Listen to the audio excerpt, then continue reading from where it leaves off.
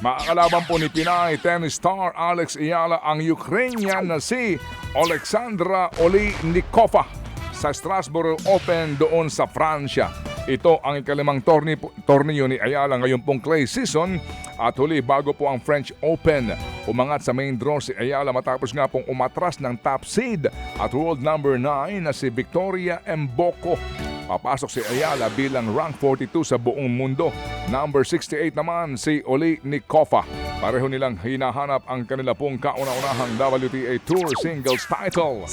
Samantala, magsisimula naman po sa Miyerkules ang Best of 7 semifinals ng PBA Commissioner's Cup. 4 na kupunan po ang naiwang maglalaban-laban para sa titulo. Umabante nitong Biyernes ang Barangay Ginebra San Miguel at Rainer Shine Elasto Painters matapos pong ilaglag ang mga kalaban. Tinambakan ng Ginebra ang Phoenix Fuel Masters habang pinabagsak naman ng Rainer Shine ang San Miguel Beermen. Nitong Sabado na upset ng 8 TNT drop ang 5G ang top seed NLEX Road Warriors.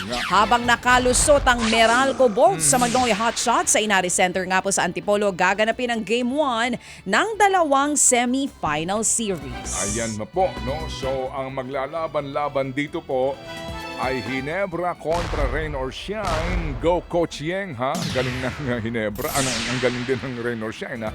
Doon sa San Miguel, talaga hindi na ho sila nagpatalo pa sa kanilang pong twice to beat.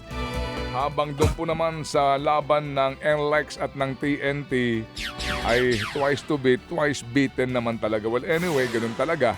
Alright, so mga kapatid, ha? Abangan po ninyo itong semifinals ng PBA. Hindi po naman daw po nababahala ang Ginebra import na si Justin Brownlee sa kanya pong hamstring injury. Naniniwala po si Brownlee na magiging handa siya sa pagpasok nga ng semis. Bumalik sa dugout si JB sa 7-minute mark ng third quarter kontra po sa Phoenix noong pong Biyernes. Matapos nga po mapuruhan sa isang drive.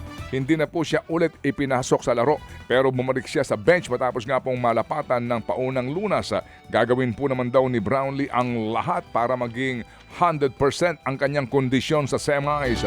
Huli pong nagkampiyon ng Ginebra sa 2023 na edisyon ng Commissioner's Cup. Samantala sa iba pang sports balita mga kapatid, umaasa pong organizers ito na ng MPTC Tour of Luzon na mapapaliit pa ng mga Pinoy ang gap sa pinakamagagaling na siklista sa buong mundo. Kailangan po talaga dito ay matindi rin na suporta ng gobyerno kasi hindi mura yan ito na nga, maganda raw po para sa Philippine Cycling ang tour dahil naipakita po nito ang galing at bilis ng mga Pinoy cyclists. Naabot po ng 23 anyos. Uy, Nash Lim, congratulations. Ang ika-4 na pwesto sa oras po na 41 hours, 20 minutes and 23 seconds. Pinakamabilis po yan sa lahat ng mga Pinoy na lumaban. Bata pa ito ha. Parang 21 lang yata itong si Nash. Pero 9 na minuto po, ayun lang. 9 minutes ang layo sa overall champion na si Nikita Shulchenko. Sa kabila po nito, naniniwala ang tour organizers na lalo pang gagaling ang mga pambato natin sa susunod na taon. At i-congratulate po natin syempre ang lahat ng bumubuo nitong MPTC Tour of Luzon. Sina Ma'am Chena, sina Sir Ricky Vargas, sina Sir Ari Perez. Dahil umabot po ng... Yata wala na dyan. Di ba nasa ano na? Nandito. Nasa DA na siya. Sino? Tama? Kinuha na ng DA. Talaga ba? Music na siya ron. Ito mga siya kapatid. Siya in charge naman doon ng construction. Ito. 200... Galing siya diba ng DPWH? Oo. Naging controversial.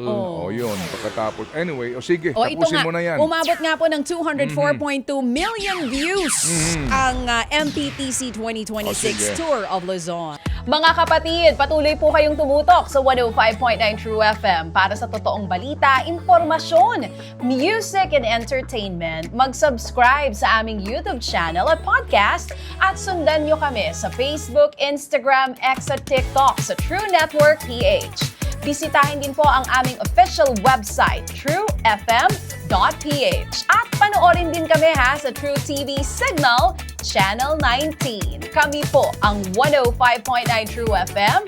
Laging true sa'yo, kapatid.